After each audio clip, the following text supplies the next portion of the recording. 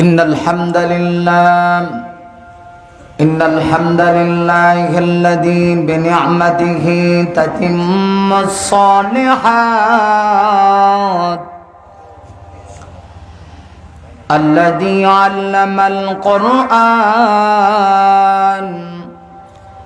خلق الإنسان وكرم وعلمه من البيان ما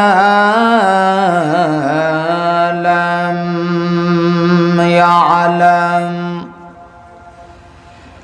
فسبحان الذي لا يحصى امتنانه باللسان ولا بالقلم نستغفره ونتوب إليه نشهد أن لا إله إلا الله وحده لا شريك له ونشهد أن سيدنا وسندنا وحبيبنا ومولانا محمدا عبد الله ورسوله الذي أرسله بالحق بشيرا ونذيرا وداعيا إلى الله بإذنه وسراجا منيرا فقد قال الله تعالى في كلامه المجيد والفرقان الحميد أعوذ بالله من الشيطان الرجيم بسم الله الرحمن الرحيم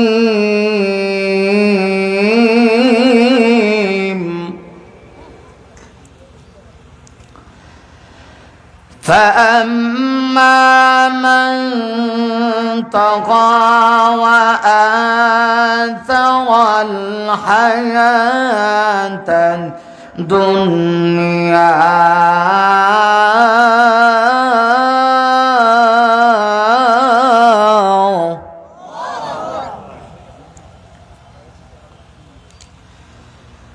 فإن الجحيم هي المأوى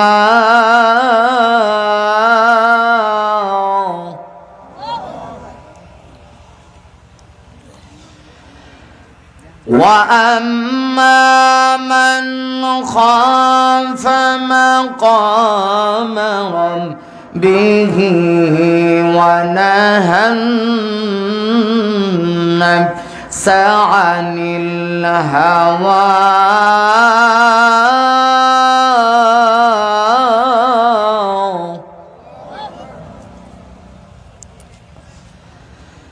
فإن الجنة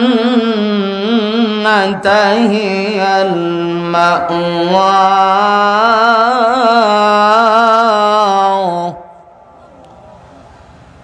آمنت بالله صدق الله العظيم وعن سيد الجن والبشر صلى الله عليه وسلم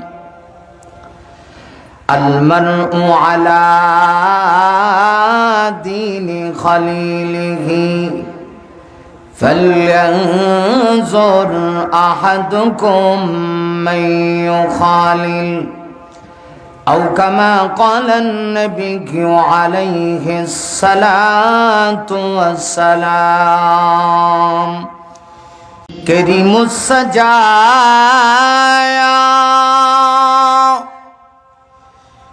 جميل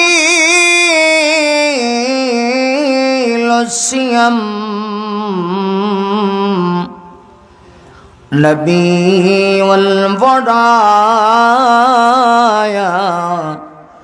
شفيع الأمم بلغ العلا بكماله كشف الدجى بجماله حسنت جميع خصاله صلوا عليه চটিয়াই শাহজালালের নির্ভীক সৈনিকেরা খতম কর গোবিন্দ রই চলছ মুন্ডা গোলা, ঠিক না? আর একটা আওয়াজ দেওয়া যায় না? আওয়াজ করে ঠিক না? এই বাংলাদেশ হচ্ছে শাহজালালের দেশ, শাহ পরানের দেশ, শাহ মাখদুমের দেশ, পীরজি আর হাফিজির দেশ, অগণিত আল্লাহওয়ালাদের দেশ। আমরা তাদের উত্তরসূরি, কথা কোন ঠিক কিনা?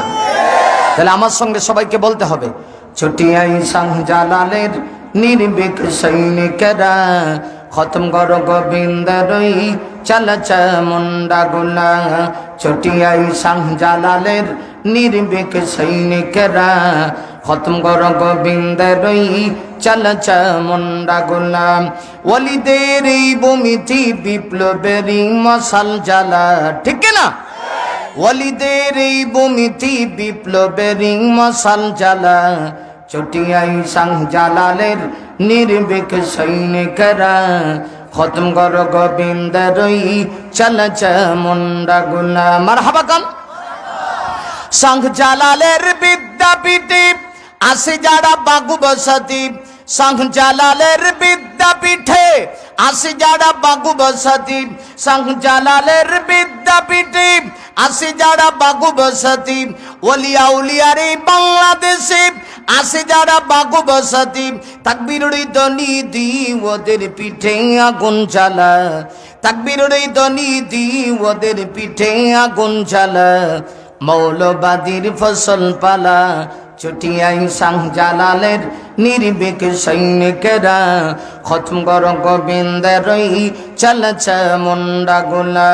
ওলিদের এই ভূমিতে বিপ্লবেরই মশাল জ্বালা, ওলিদের এই ভূমিতে বিপ্লবেরই মশাল জ্বালা।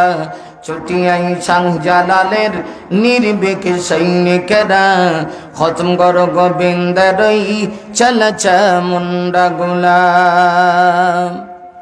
আলহামদুলিল্লাহ। শুরুতেই আমি আমার ব্যক্তিগত পক্ষ থেকে আপনাদের সবাইকে জানাচ্ছি আন্তরিক মোবারক। আপনাদের সামনে 5টা আয়াতে কারিমা তেলাওয়াত করছি। সবাই আওয়াজ করে বলতে হবে, কয়টা আয়াত? আরো জোরে। এই আয়াতগুলির পাশাপাশি বিশ্বনবী মুহাম্মদুর রাসূলুল্লাহ সাল্লাল্লাহু আলাইহি ওয়াসাল্লামের অগণিত অসংখ্য হাদিসের ভান্ডার থেকে ছোট্ট একখানা হাদিসও আপনাদের সামনে পেশ করছি। আল্লাহ যদি তৌফিক দান করেন, তেলাওয়াতকৃত আয়াতগুলি এবং হাদিসকে সামনে রেখে কথা বলতে চাই। আসুন, আল্লাহ তেলাওয়াতকৃত আয়াতগুলিতে কোন বিষয়ের আলোচনা করেছেন সর্বপ্রথম একটু আপনি আমি জেনে নিই। আল্লাহ রাব্বুল আলামিন তেলাওয়াতকৃত আয়াতগুলির মধ্যে মহান আল্লাহ 2 শ্রেণীর মানুষের আলোচনা করছেন, 2 দল মানুষের আলোচনা করছেন। একদল মানুষ যারা জাহান্নামী, আরেক দল মানুষ যারা জান্নাতি। জোরে বলুন, একদল মানুষের পরিচয় কি? জাহান্নামী। আরেক দল মানুষের পরিচয় কি? জান্নাতি। কিয়ামতের দিন শুধুমাত্র কেবলমাত্র 2 দলে বিভক্ত হবে মানুষ। সেই দিন আল্লাহ বিচারের ইজলাস কায়েম করবেন। ওই কিয়ামতের দিনে বিচারের ইজলাস কায়েম করে আল্লাহ মানুষের নেকি বুদ্ধি ওজন দিবেন। আমলনামা আল্লাহ গণনা করবেন না, ওজন দিবেন। এই কথা আমার আল্লাহ কোরআন শরীফের মধ্যে বলছেন, ওয়ানাদাউল মাওয়াজিনাল কিসতা লিয়াউমিল কিয়ামাতি ফালা তুযলামু নাফসুন শাইআ وإن كان مثقال حبة من خردل أتينا بها وكفى بنا حاسبين আমার ভাইরা আল্লাহ রাব্বুল আলামিন নিজে সূরাতুল আম্বিয়ার আয়াতের ভিতরে বলেন কিয়ামতের দিনে মানুষের নেকি বুঝে ওজন দেওয়ার জন্য মহান আল্লাহ সেই দিন মিজানের পালা কায়েম করবে, দাড়ি পালা সমূহ কায়েম করবে। আল্লাহ রাব্বুল আলামিন বলেন মাওয়াজিনাল কিস, কি শব্দের অনেকগুলি ব্যাখ্যা।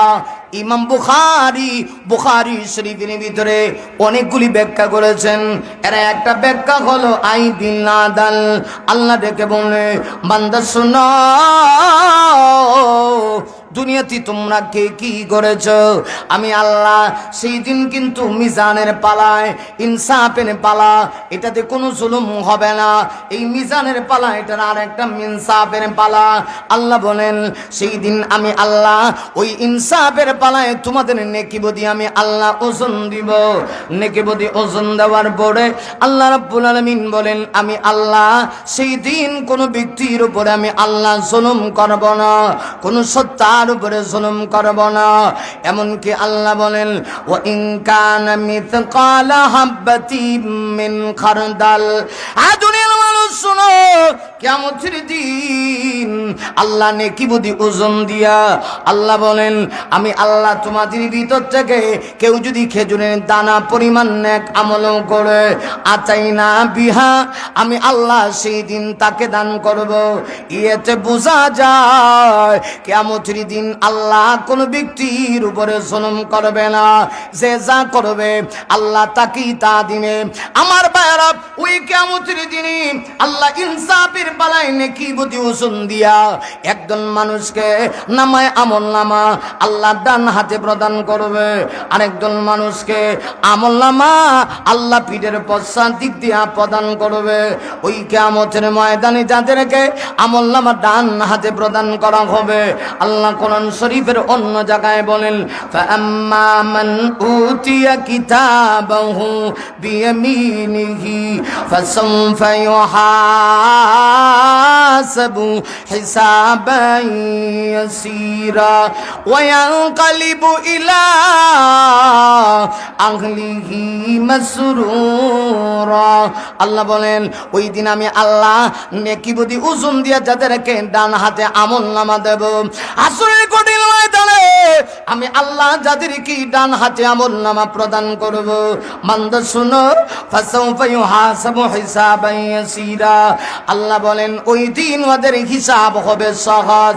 এর অর্থ কি? আল্লাহ বলবেন যারে বান্দা যা, আমি আল্লাহ তোদের হিসাব নিলাম না, আমি আল্লাহ দয়া মায়া করে বিনা হিসাবে আমি আল্লাহ তোদের ঠিকানা জান্নাতের ভিতরে করে দিলাম। হাসরের কঠিন ময়দানে যদি আল্লাহ কাউকে বলে তুই আমার কাছে হিসাব দে, বলুন তো দেখি পৃথিবীর কোন ব্যক্তি কি হিসাব দিতে পারবে? এই জি নার আওয়াজে তো গোতাতে বাইর করা লাগে, একটু তাড়াতাড়ি স্পষ্ট ভাষায় জোরে সুরে আওয়াজ করে বলবেন পারবে? পারবে না। আল্লাহ বলেন আমি আল্লাহ যাদেরকে আমলনামা ওজন দিয়ে ডান হাতে আমলনামা দিয়ে দিব, এদের ঠিকানা জান্নাতে হবে, হিসাব হবে সহজ। এর এক অর্থ হলো দয়া মায়া করে আল্লাহ বলবে যা আমি তোদেরকে মাফ করে দিলাম, তোদের ঠিকানা জান্নাতে করে দিলাম, জান্নাতে। আর আরেকদল মানুষ যাদেরকে পিঠের পশ্চাৎ দিক দিয়ে আল্লাহ আমলনামা দিব, হাতটারে বাঁকা করে কলজার ভিতরে ঢুকায়া এই হাত বের করে আল্লাহ আমলনামা দিব। যাদেরকে হাত পিছের পশ্চাৎ দিক দিয়ে নিয়ে আমলনামা দেওয়া হইব, এদের ঠিকানা হাসরের ময়দানে জাহান্নাম। এদের দুঃখের কোনো শেষ নাই। এখন এই কিয়ামতের ময়দানে দুই দলে বিভক্ত হবে, একদল হবে জাহান্নামী, আরেক দল হবে জান্নাতি। খুব গভীর মনোযোগ লাগা, অল্প সময়ে অনেক কথা বলতে চাই। আল্লাহর কোরআনের সিস্টেম হলো, পবিত্র কোরআন শরীফে আল্লাহ যত জায়গায় জাহান্নামীদের আলোচনা করছেন, পাশাপাশি জান্নাতীদের আলোচনা আল্লাহ তুলে ধরছেন।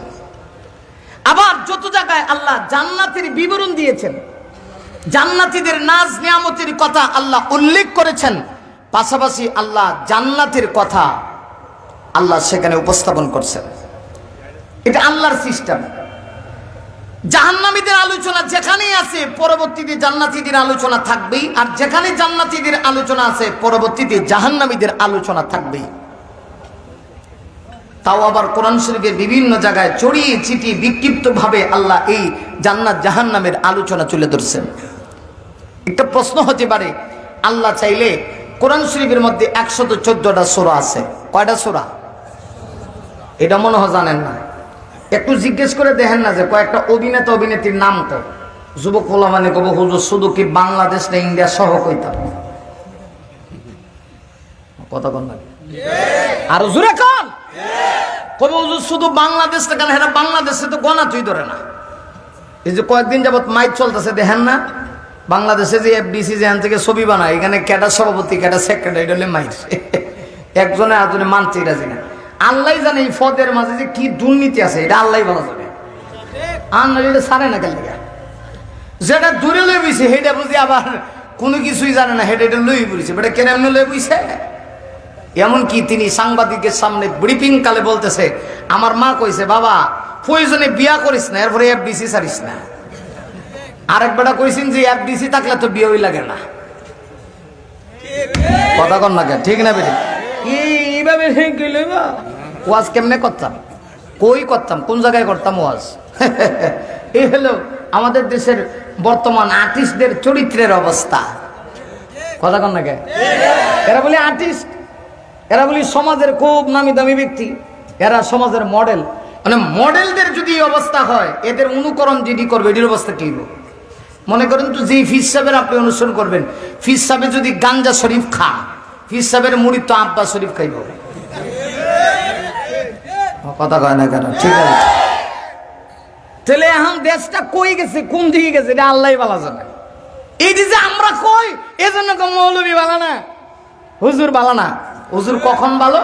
যখন হুজুর মিষ্টির ওয়াজ করে, জিলাপির ওয়াজ করে। হুজুর ওয়াজ করছেন, খুব ভালো হয়েছে, মিষ্টি খাইয়া যান, হাদিয়া হুদিয়া লইয়া যান। কিন্তু হুজুর যখন দুর্নীতির বিরুদ্ধে কথা বলে, হুজুর যখন ঘুষের বিরুদ্ধে কথা বলে, হুজুর যখন চাঁদাবাজের বিরুদ্ধে কথা বলে, হুজুর যখন ইসলামের বিপক্ষে যারা নাস্তিক ওদের বিরুদ্ধে কথা বলে, হুজুর যখন ইসলামী আইনের কথা বলে, হুজুর যখন ইসলামী সুশাসনের কথা বলে, তখন দেখা যায় কিছু রাম বাম ওদের মাথা নষ্ট হয়ে যায়। কথা বলো ঠিক না বেঠে?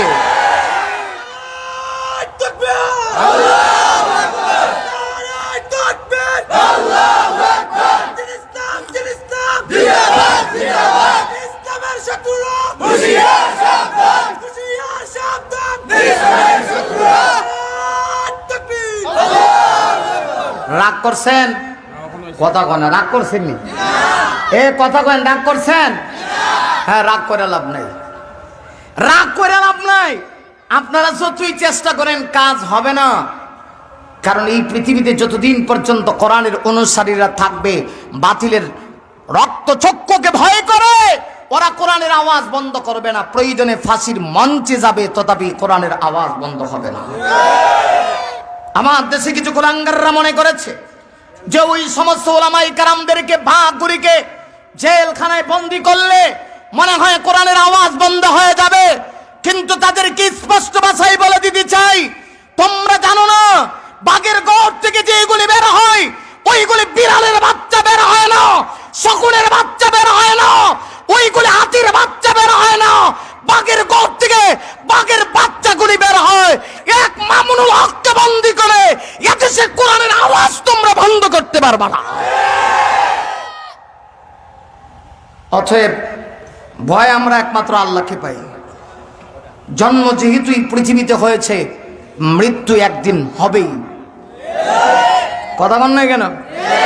আর জোরে কন।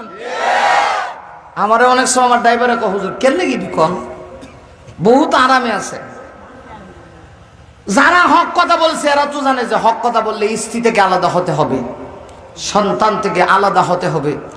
জাতির লোক খুব ভালো করে জানে যারে যেইভাবেই ফাঁসানো হোক এরার কোনো দোষ নেই, এটি এরা খুব ভালো করে জানে। নাটক যতই সাজাও কাজ হবে না, কোরআনের আওয়াজ থাকবেই থাকবে। কথা কোন ঠিক?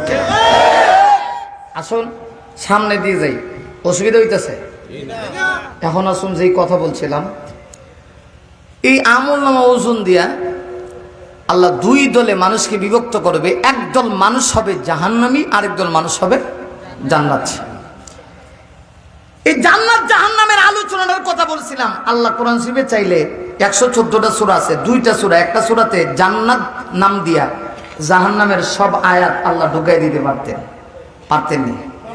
পারতেন তো, কিন্তু আল্লাহ দেন নাই।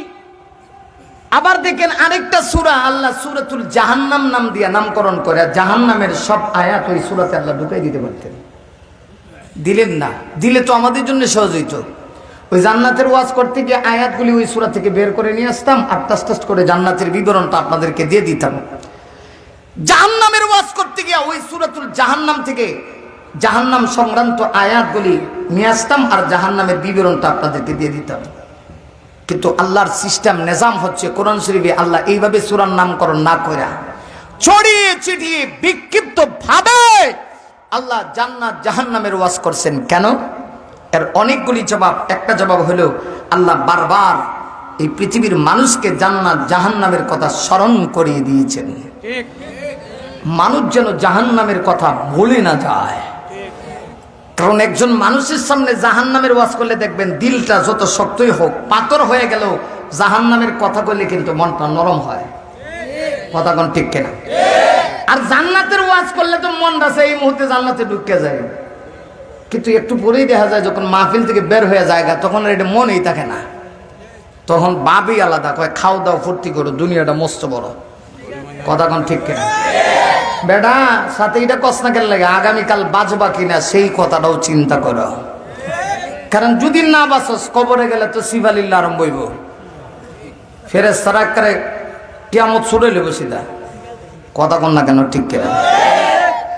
আমার বাইরে এই জন্য আল্লাহর সিস্টেম কোরআন শরীফের ভিতরে আমার আল্লাহ ছড়িয়ে ছিটিয়ে বিক্ষিপ্ত ভাবে জান্নাত জাহান্নামের কথা তুলে ধরেছে।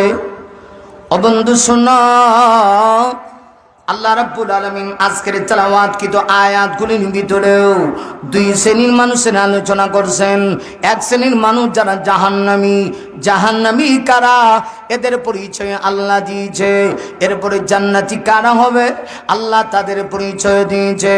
আমার ভাইয়েরা, এখন যেই দলের যেই ব্যক্তি যেই কারণে জাহান্নামী হবে, ওই দলের ওই ব্যক্তি ওই কারণ যদি আমার আপনার ভিতরে থাকে, এই মুহূর্তে ওই দল ত্যাগ করতে হবে, ওই বদ গুণ পরিত্যাগ করতে হবে। ঠিক কিনা? যেই দলের যেই ব্যক্তি যেই কারণে জাহান্নামে যাবে, ওই দলের ওই ব্যক্তি ওই কারণ যদি আমার ভিতরে থাকে, এই মুহূর্তে এক্ষণ থেকে ছেড়ে দিতে হবে, কারণ আমি জাহান্নামে যেতে চাই না। কথা ঠিক না ঠিক? পাশাপাশি যেই দলের যেই ব্যক্তি যেই কারণে জান্নাতে যাইব, এই কারণ যদি আমার আপনার ভিতরে থাকে তাহলে তো ভাগ্য ভালো। আলহামদুলিল্লাহ, এটারে শক্ত করে ধরন লাগবে, কারণ আমি জান্নাতে যাইতেই চাই। এটা হলো আমার আসল বাড়ি। কথা কান, এটা আমার আসল বাড়ি, মূল বাড়ি পর্যন্ত আমাকে যেতে হবে। তো এখন আসুন, অনেক কথা ছিল, টাইম নেই, সংক্ষেপ করে কয়লাই। এই জাহান্নামী দলের পরিচয়টা কি? আল্লাহ সেই পরিচয় দিচ্ছেন। পরিচয় কি? আল্লাহ বলেন, এই পৃথিবীতে যেই দলের যেই ব্যক্তির ভিতরে দুইটা বদগুণ থাকবে, সে ওই দলের ওই ব্যক্তি জাহান্নামে যে যাবে, এতে কোনো সন্দেহ নাই। কয়টা? মুখস্থ করতে হবে, আওয়াজ করে বলেন কয়টা? আপনারা তো এখন ওয়াজ শুনতে রাজি না, আজান শুনে, আজান আজান। আর মাঝে মাঝে যদি একামত দিতে তাহলে আরো বালা। কয়দিন পরে কবে হুজুর একামতটাও দিলেন, আজান যেহেতু রাত 3টার সময় আজান দেয়। আর যে আজান দেয় হের ভিজিটে তো বেশি, 1,20,000। মনটা চায় ওয়াজ করে গেলে আজানই কই, 3 ঘন্টা ওয়াজ করে গুতায় হাতে বাইর কোন জানা, আর আজান দিলে বুঝি 1,20,000। কোন কিয়ামতের যুগে বাস করতেছেন? আজান আমিও পারি না, যেটা না মনে করি হুজুর পারি, কিন্তু আমি এই শিক্ষা গ্রহণ করি নাই। শ্রোতাদের অবস্থা এমন হয়েছে, ওয়াজ শোনে না, খালি আওয়াজ শোনে। এই জন্য সারা রাত ওয়াজ শুনে সকালে যখন বাড়ি যায় জিজ্ঞেস যদি করেন কি শুনছো, দিছে। এবার যদি কাছে গিয়ে এখন চাচা কি দিছে, কই যেটা ফাটাইছে। আরো কাছে গিয়ে যদি যদি বলেন যে কলিজা যে ফাটাইছে, কি কয়ে ফাটাইছে, আল্লাহর হস্তে মাপছে, এটা কইতে পারতাম না। কি কয়ে কলিজা ফাটাইছে এটা কইতে পারতো না। এই হলো জাতির অবস্থা। খুব ভালো করে বুঝেন, জাহান্নামী দলের মানুষগুলি কেন জাহান্নামে যাবে? আল্লাহ বলেছেন এদের ভিতরে দুইটা বদগুণ থাকবে, যেই দুই বদগুণের কারণে ফাইন্নাল জাহিমা হিয়াল মাওয়া, এদের ঠিকানা হবে জাহান্নাম। প্রথম নম্বর বদগুণ হলো, আল্লাহ বলেন ফাআম্মা মান তাগা, তাগা তাগুত থেকে এই পৃথিবীতে যে বা যেই দলের যে ব্যক্তি সীমা লঙ্ঘনকারীদের অন্তর্ভুক্ত হবে, জাহান্নামে যাওয়ার এটা প্রথম নম্বর কারণ, সীমা লঙ্ঘনকারী হবে। এখন সীমা লঙ্ঘনকারী কারা?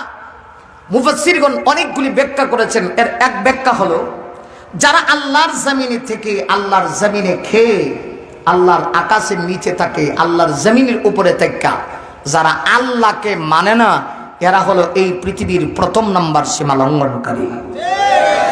আসেন এরকম কিছু লোক, হ্যাঁ এরা বুদ্ধিজীবী। হ্যাঁ, আপনার আমার মতো সাধারণ নয়, এরা বুদ্ধিজীবী। আমি ব্যবসা করে চাকরি করে ভাত খায়, এরা বুদ্ধি বিচ্ছে ভাত খা। তাও খালি বাংলাদেশে বুদ্ধি বিক্রি করে তা না, পৃথিবীর বিভিন্ন কাছ থেকে বুদ্ধি বিক্রি করে। এই বুদ্ধি বিক্রি করা এরা একটা অভ্যাস। আবার দেখবেন এরার অনেক কোয়ালিটি আছে, চিনবেন কেমনে? বেশিরভাগ বুদ্ধিজীবী যে মাথায় চুল নাই, টাক মাথা,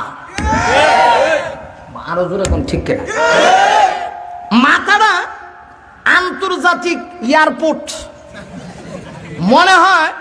বাংলাদেশের যত বিমান আছে সব হের মাথার উপর রাখলেও সমস্যা নেই। এই বুদ্ধিজীবী আবার খুব সুন্দর করে ইংরেজি ভাষায় কয় দেয়ার ইজ নো গড। আল্লাহর খায়, আল্লাহর জমিনে তাকে ইসলামী আইন কায়েম হবে না, মুসলমানের কোরআন হাদিসের আইন বাস্তবায়ন হবে না, সংবিধানের রাষ্ট্রীয় ধর্ম ইসলাম থাকবে না। এরাই এইগুলি কয়, যেটি একটু বেশি বেশি ইংরেজি কয়। তবে ওদেরকে বলে দিতে চাই, আর ইংরেজি কয়ে আমাদের আলেমদেরকে পিছনে ফেলে দিতে পারবো না। বাংলাদেশের সব ইংরেজিওয়ালারা ইংরেজি ভাষা যত জানে সব দিয়ে যদি আমাদের ভাই আজহারির সামনে আয়, আমার মনে হয় একাই যথেষ্ট। আরো তো আছে, এখনকার যারা আলেম হচ্ছে বা শিক্ষিত হচ্ছে, খালি আলিয়া মাদ্রাসায় যারা পড়ে তারা না, কওমি মাদ্রাসা, এখন তারা যুগোপযোগী। আগের সেই যুগ নাই, এটা নাই, মৌলবী এটা এখন নাই। কথা কন না কেন, ঠিক নেবে ঠিক। তো এরা নিজেদেরকে খুব বড় পণ্ডিত দাবি করে। এরা দেখবেন আল্লাহর জমিনে থাকে, আল্লাহর জমিনে খায়। এরা কয় আল্লাহ বলতে কিছু নেই। অথচ 5 মিনিট তোমাদেরকে উদ্দেশ্য করে বলতে চাই, যুবক, দিলের কান দিয়ে কথাগুলি শুনবা, দিলের কান দিয়ে কথাগুলি শুনবা। কথাগুলি শুধু আবেগ নিয়ে শুনলে হবে না, দিলের কান দিয়ে শুনবা। দেখো তো, ওই ব্যক্তির চাইতে বড় গাদ্দার আর কেউ তো হতে পারে না যে আল্লাহই মানলো না, অথচ সবকিছু আল্লাহ তাকে দেন। সৃষ্টি জগতের প্রত্যেকটা জিনিসের দিকে তাকাইলে তো আল্লাহকে চেনা যায়, অথচ সে আল্লাহ চেনে না। কথা ঠিক? বলেন, এই আসমানের দিকে তাকাইলে কি আল্লাহরে চেনা যায়? যায় না। কথা চেনা যায় না। হ্যাঁ, কিছু মানুষ, দুই একজন, আর কিছু মানুষের সন্দেহ আছে। আপনারা কি বলেন, এই আসমানের দিকে তাকাইলে কি আমার আল্লাহকে চেনা যায়? তো বলেন না কেন? আল্লাহর কথা বলতে তো ভয় পাচ্ছেন কেন? কেমনে চেনা যায়? দেখেন তো, এই যে একটা মাহফিল, এই মাহফিলে আপনারা স্টেজ করেছেন, প্যান্ডেল করেছেন, এই পর্দাগুলিকে ধার করানোর জন্য কতগুলি ক্ষতি দিতে হয়েছে। এরপরেও এদিকে শক্ত করে বাঁধতে হয়েছে, তারপরে এই পর্দাগুলি দাঁড়ায় আস। অথচ আল্লাহ পাক 1-2টা না, কয়টা আসমান সৃষ্টি করছেন? জোরে বলেন। ভাই আমার, 1-2টা না, আল্লাহ রাব্বুল আলামিন 7-7টা আসমান আল্লাহ সৃষ্টি করেছেন। কথা আমার নাম আল্লাহ বলেন, আল্লাযী খালাকা সাবআ সামাওয়াতিন তিবাকা। ওরে বান্দা দেখো, আমি আল্লাহ 1-2টা না, 7-7টা আসমান আমি আল্লাহ স্তরে স্তরে দান করায় রাখছি। একটা আসমান থেকে আরেকটা আসমানের দূরত্ব হলো 500 বছরের রাস্তা। ওরে বান্দা, আমি আল্লাহ এমন কুদরতওয়ালা 7-7টা আসমান দাঁড় করায় রাখছি। অথচ আমি আল্লাহ বিনা খড়িতে দাঁড় করায় রাখছি। ওই আসমানগুলির দিকে যদি একটা মানুষ তাকায়, ওই মানুষটার জ্ঞান যদি ভালো থাকে, অবশ্যই সে আল্লাহ চিনতে পারবে, ঠিক কিনা? বাদ দেন আল্লাহর সৃষ্টি জগতের কথা, আপনি আমি আপনার আমার নিজের বডির দিকে একটু তাকাই, লাগবে না? ওফি আনফুসিকুম আফালা তুবসিরুন, আল্লাহ বলেছে বান্দা তুই তোর নিজের নফসের দিকে একটু লক্ষ্য কর, মাথা থেকে নিয়ে পা পর্যন্ত লক্ষ্য কর, তাহলে দেখবি প্রতিটা অঙ্গে প্রত্যঙ্গে আমি আল্লাহকে চিনা, আমি আল্লাহকে চিনা যায়। কেমনে? দেখেন আল্লাহ তুই যদি তোর চেহারাটা, ফেসটাকে নিয়ে, কত সুন্দর চেহারা, আয়নার সামনে গেলে কিছু যুবক পোলাপাইন আছে, এরা চেহারা দেখে আর মনে মনে কয় আমি কি কম নাকি, মনে মনে ভাবে আমি তো নায়ক ফাতলা খান। কথা কন নাকি? আর জোরে কোন, ঠিক কিনা? মনে মনে ভাবে আমি তো নায়ক ফাতলা খান, নিজেরে খুব সুন্দর লাগে।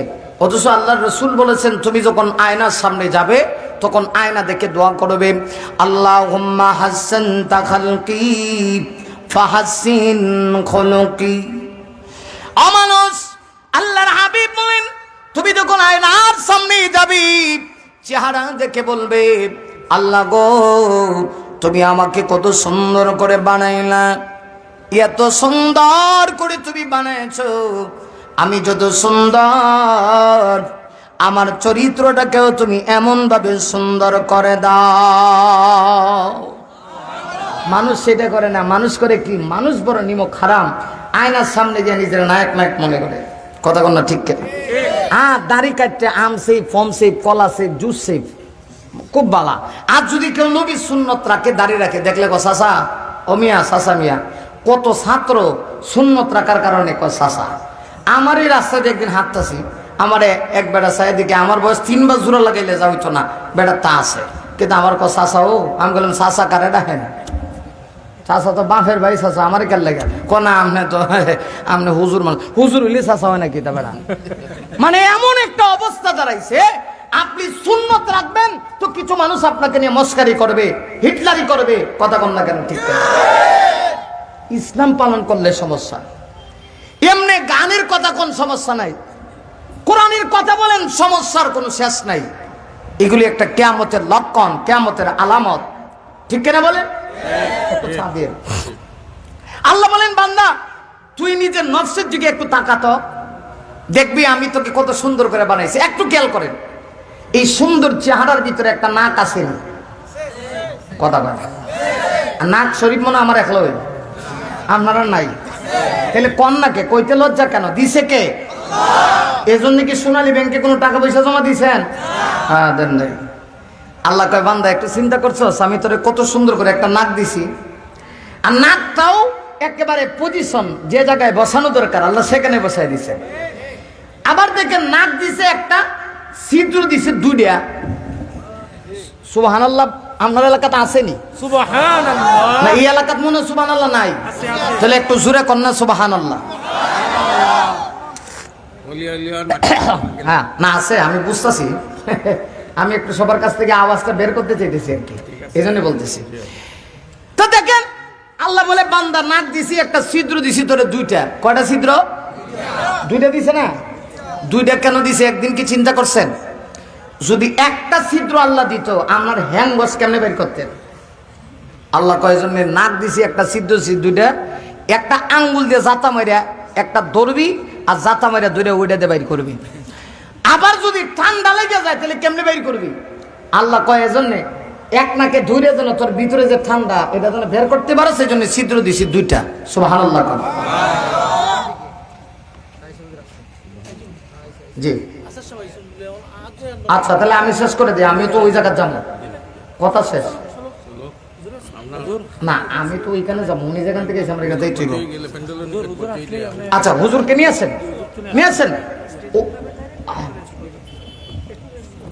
না ভাই, আমি তো উনি যেখানে গেছে আমি এখানে যাবো, তো আমি তো অনেক আগে আসছি, আমি কি করবো? আচ্ছা ঠিক আছে, আরো 15 মিনিট, ঠিক আছে ইনশাআল্লাহ। কন আমি আপনাদেরকে লম্বা টাইম দিতে চাই, এই জন্যই তো আমি আসছি এখানে আগে।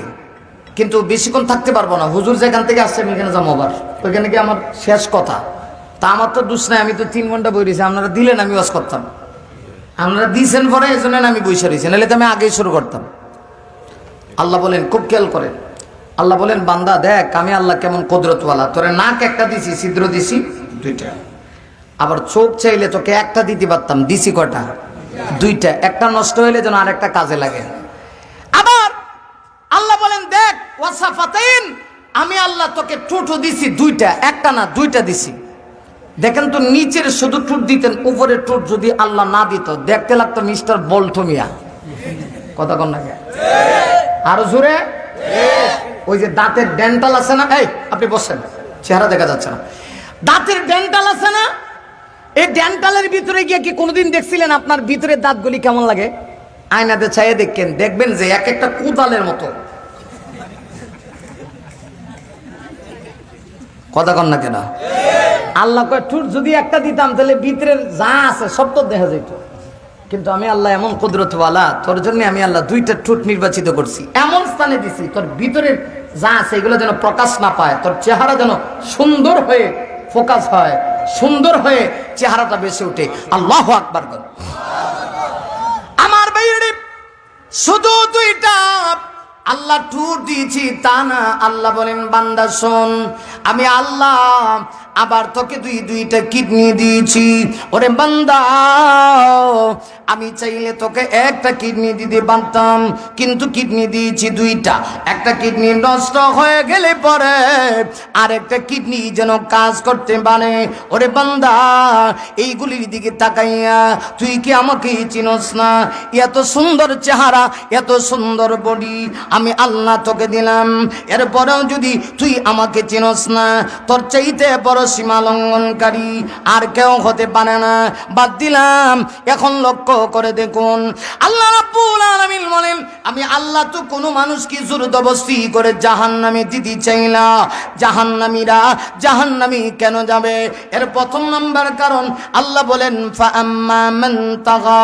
বান্দা শুনো, এই পৃথিবীতে যারা সীমালঙ্ঘনকারী হবে, সীমালঙ্ঘনকারী কারা? এদের প্রথম পরিচয় যারা আল্লাহর জমিনে থেকে আল্লাহর জমিনে খেয়ে যারা আল্লাহ মানবে না, এরা জমিনের ভিতরে সবচেয়ে বড় সীমালঙ্ঘনকারী। 2 নাম্বার সীমালঙ্ঘনকারী কারা? যাদের ঠিকানা জাহান্নাম।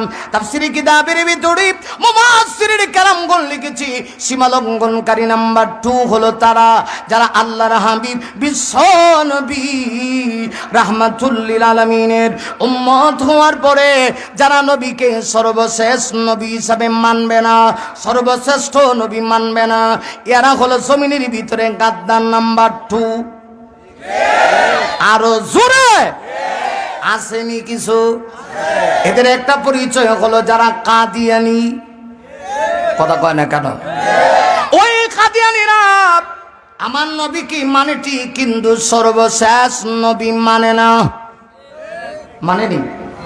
এরা গোলাম আহমদ কাদিয়ানি হলো শেষ নবী, আর মুহাম্মদুর রাসূলুল্লাহ সাল্লাল্লাহু আলাইহি ওয়াসাল্লাম নবী কিন্তু শেষ নবী না। আল্লাহ বলেন জাহান্নাম কাদের জন্য? যাদের ভিতরে 2 বদগুণ। 1 নাম্বার যারা সীমালঙ্ঘনকারী। সীমালঙ্ঘনকারী 2 নাম্বার ব্যাখ্যা হলো যারা বিশ্ব নবীকে নবী মানে কিন্তু সর্বশেষ নবী মানে না। আহলুস সুন্নাত ওয়াল জামাতের আকীদা হলো আমার নবীকে শুধুমাত্র নবী মানলে হবে না, সর্বশেষ নবী মানতে হবে, সর্বশ্রেষ্ঠ নবী মানতে হবে। সর্বশেষ নবী মানা যেমন জরুরি, সর্বশ্রেষ্ঠ নবী মানাও জরুরি। কেউ যদি বিশ্ব নবীকে শুধুমাত্র নবী মানে, সর্বশেষ নবী মানে না, আল্লাহকে না মানার কারণে সে যেমন সীমালঙ্ঘনকারী, নবীকে সর্বশ্রেষ্ঠ নবী না মানার কারণে সেও সীমালঙ্ঘনকারী, ওর ঠিকানাও জাহান্নাম। এতে কোনো সন্দেহ নাই, ঠিক কিনা? এখন আসুন খেয়াল করেন, আপনি নবীকে মানবেন না কেন? প্রশ্ন হলো আপনি নবীকে মানছেন না কেন? যুবক দে তোর 2 ঠ্যাং দে, আমি পায়ে ধইরা হাত রেখে তোর কাছে একটা কথা বলে যাই। যুবক তুই কোন দিকে ছুটছস? তোর যৌবনকাল কোন দিকে দিচ্ছস? আজকে তুই কাকে মডেল বানাচ্ছিস? আজকে তুই কাকে আদর্শ বানাচ্ছিস? তোর আইকন হয়ে যাচ্ছে একটা অভিনেতা, তোর আইকন হয়ে যাচ্ছে একটা খেলোয়াড়। তুই মুসলমানের বাচ্চা হইয়া তুই আইকন বানাস খেলোয়াড়কে, তুই মুসলমানের বাচ্চা হইয়া তুই মডেল বানাস একটা অভিনেতাকে। তাহলে তুই তো জাহান্নাম থেকে বাঁচতে পারবি না। এই পৃথিবীতে যদি কাউকে মডেল বানাতে হয়, আদর্শ বানাতে হয়, বানাতে হবে বিশ্ব নবীকে। কথা কন হুজুর, এদিকে খারাপ কথা কইছি না? হক কথা বলছি কিনা, কোরআনের কথা বলছি কিনা, এইগুলা ভালো করে বুঝতে হবে। তোকে যদি পৃথিবীতে কাউকে মডেল বানাতে হয়, আদর্শ বানাতে হয়, বিশ্ব নবীকে বানাতে হবে। কারণ মডেল হওয়ার জন্য যতগুলি গুণ আল্লাহ তার হাবিব বিশ্ব নবীকে দান করেছেন। 2 নাম্বার, উম্মতির উপরে নবীর যে দয়া মায়া, এই পৃথিবীতে আর কাহারই দয়া মায়া নাই। এমনকি এই মর্মে আল্লাহ কোরআন শরীফের মধ্যে বলছেন, লাকাদ জাআকুম রাসূলুম মিন আনফুসিকুম আজিজুন আলাইহি মা আনিতুম হারিসুন আলাইকুম বিল মুমিনিনা রাউফুর রহিম।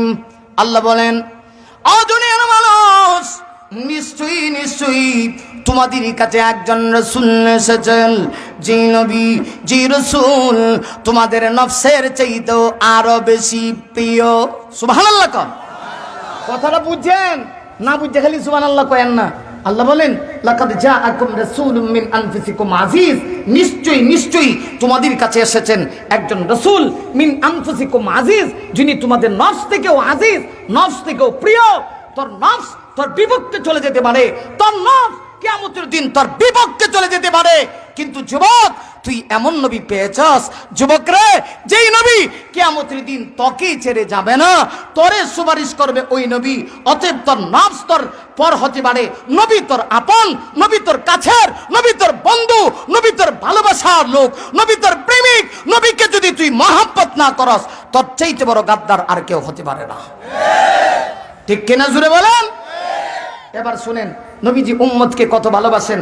হাদিস থেকে একটা গল্প শুনে, হাদিস থেকে আপনাদেরকে একটা গল্প বা ঘটনা শোনাতে চাই। রাসূল উম্মতের জন্য কত দরদি। এই কথা বলে ইনশাআল্লাহ কথা শেষ। শেষ করে লিখতাম নি? শেষ করে লামো? আলহামদুলিল্লাহ 10 মিনিট নিয়ে আসেন, আমি আমার কথা শেষ করি, ওনাকে দিয়ে আমি চলে যাবো। আলহামদুলিল্লাহ। আসুন হুজুরে নিয়ে আসেন, আর কেউ এদিক সেদিক তাকাবেন না। ক্লিয়ার কথা আমার? এখানে উনি আসবে, ওনার দিকে তাকাবেন, প্রাণ ভরে তাকাবেন, মন ভরে তাকাবেন। কি কষ্ট করে যে এদিকে জমাইছে, 3 আলি লোক আসেন না, 3 আলিও তো আসেন না। কথা কন নাকি? ঠিক কিনা? খুব খেয়াল করেন। নবীজি উম্মতের জন্য কত দয়া, কত মায়া, কত ইহসান। উম্মত কেন নবীকে মানবে না? আমি আপনি যদি নবীকে না মানি, আল্লাহর কসম নবীজির শান, মান, ইজ্জত এক চুল পরিমাণ কমবে না। ঠিক আছে? আসতে কেন? আর জোরে। নবীজিকে সম্মান দিয়েছেন কে? আল্লাহ দিছে। এই পৃথিবীর সকল মানুষ যদি নবীর উপরে দুরূদ পড়া বন্ধ করে দেয়, বিশ্ব নবীজির কি সম্মান একটুকু কমে যাবে কি? কমবে না। আর সবাই মিলে যদি নবীকে স্মরণ করে, নবীর উপরে দুরূদ পড়ে, নবীজির ইজ্জত এক চুল পরিমাণ বাড়বে না। আল্লাহ তার হাবিবকে এরকম মর্যাদার আসনে বসায় দিয়েছেন। কিন্তু আমি আপনি যদি নবীকে স্মরণ করি, নবীর উপরে দুরূদ পড়ি, নবীর আদর্শ গ্রহণ করি, লাভ নবীর হবে না, লাভ আমার হবে। 2 নম্বর জবাব, নবীকে কেন স্মরণ করবে না রে যুবক? এই যুবক, যেই নবী তোর জন্য এত কান্না করেছেন, হাদিসের কিতাবের মধ্যে আসছে আল্লাহর হাবিব সারাটা জীবন উম্মতের জন্য কান্না করেছেন। এত বেশি কান্না করেছেন, সকল নবীদের চোখের পানি যদি বিশ্ব এক পাল্লায় তোলা হয়, বিশ্ব নবীজির এক রাতের চোখের পানির সমান হবে না। এত বেশি কান্না রসুল তার উম্মতের জন্য করছেন। হাদিস থেকে শোনাই, আল্লাহর রসুলের একাধিক স্ত্রী ছিল, মোট 12 জন। কয় জন? এখন তো এই তো কিছু ইসলাম বিদ্বেষ আছে, এই তো মোহাম্মদ সাল্লাল্লাহু আলাইহি ওয়াসাল্লাম নারী লোভী। আরে গাদা, আল্লাহ রসুল বিবাহ করেছিলেন 12টা। একজনের কোনো অধিকার ছিল না। তিনি বলছিলেন, ইয়া রাসূলুল্লাহ, আপনি শুধু আমাকে বিবাহ করবেন, আমাকে তালাক দিয়ে দিবেন, অধিকার লাগবে না। এই দুনিয়াতে আমি আপনার স্ত্রী হতে চাই, কিয়ামতের দিন আপনার স্ত্রী পরিচয় দিয়ে হাসরের মাঠে উঠতে চাই। আমার বিশ্বাস, আপনার স্ত্রী হয়ে যদি আমি হাসরের মাঠে উঠি, মহান আল্লাহ আমাকে জাহান্নামে দিবে না, আমার জন্য আযাব আল্লাহ নির্ধারিত করবে না। রসুল তাকে বিবাহ করলেন, তার কোনো অধিকার ছিল না, তাকে তালাক দিয়ে দিলেন। বাকি ছিল 11 জন। সংক্ষিপ্ত কথা হলো 10 জন ছিল ছিল এমন মহিলা যারা বয়স্কা ছিল, বিবাহিতা ছিল, কারো একবার কাহারো দুইবার বিবাহ হয়েছে।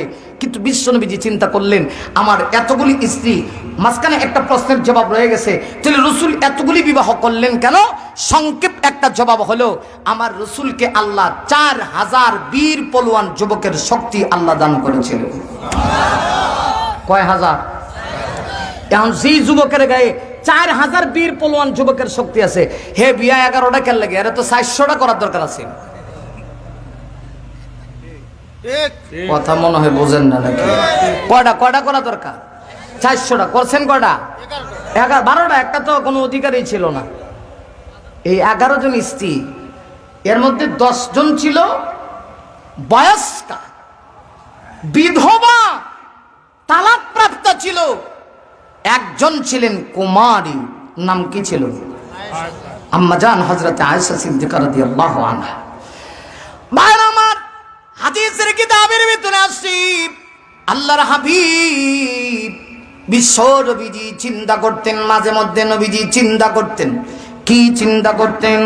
আমার নবী চিন্তা করতেন আমার স্ত্রীরা সবাই বয়স্কা, আল্লাহ না করুক বয়স হওয়ার কারণে মানুষের মেধা দুর্বল হয়ে যায়।